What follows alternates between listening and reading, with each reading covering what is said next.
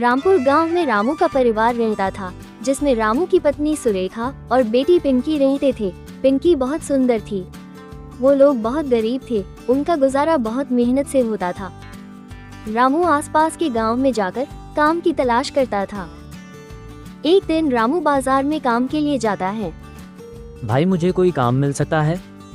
नहीं भाई, यहाँ कोई काम नहीं है, तुम कहीं और देखो। रामू आगे बढ़कर दूसरी दुकान में पूछता है, बेटा कोई काम मिल सकता है?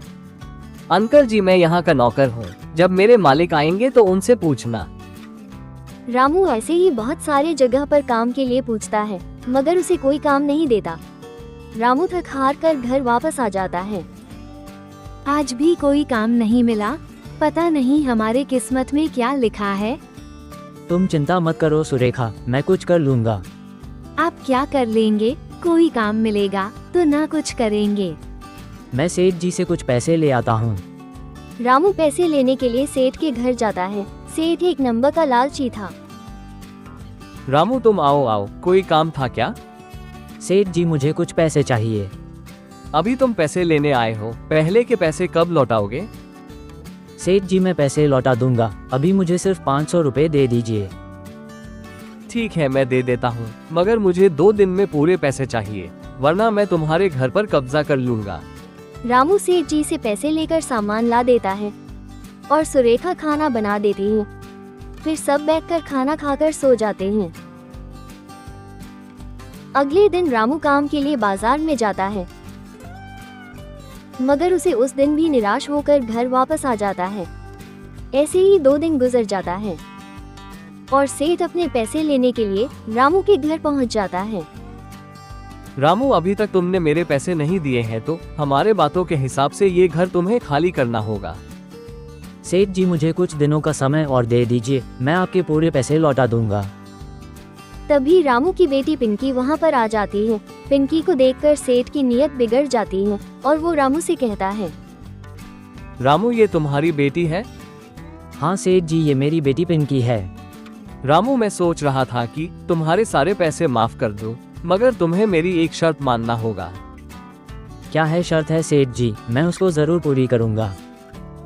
तुम अपनी बेटी के साथ मेरी शादी कर दो, उसके बाद जितने भी पैसे चाहिए होंगे मैं तुम्हें दे दूंगा। नहीं सेठ जी, इसकी कोई जरूरत नहीं है, मैं आपके सारे पैसे जल्द ही लौटा दूंगा।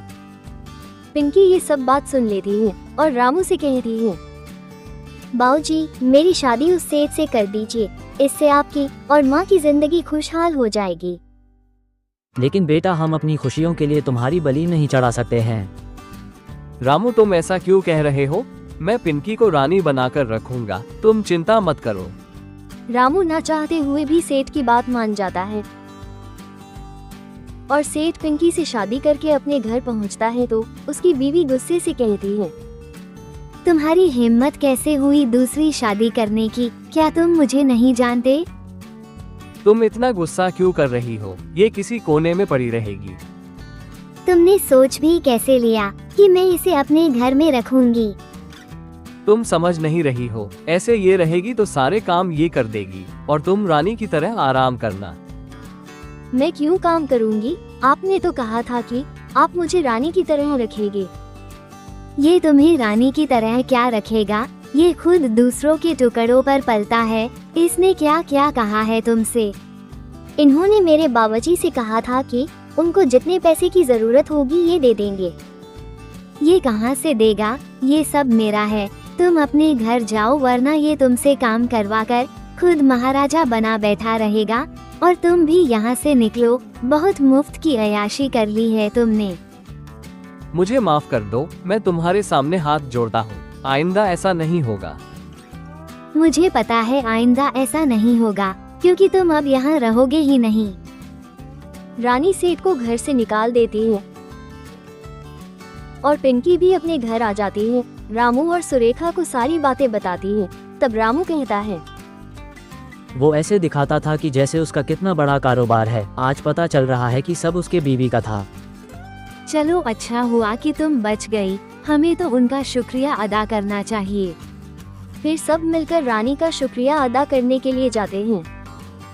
सेठानी जी, आपका बहुत बहुत शुक्रिया, आपने हमारी बेटी की जिंदगी बचा ली। शुक्रिया की कोई बात नहीं है, मगर आपने अपनी बेटी की शादी उस लालची इंसान के साथ क्यों कराई?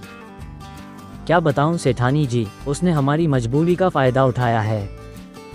फिर रामू सेठानी को पूरी बात बता देता है। रामू की बात सुनकर रानी कहती है, आप लोग मुझे बहुत ईमानदार लग रहे हैं, इसलिए मैं आपको अपने खेतों की रखवाली के लिए काम पर रखती हूँ।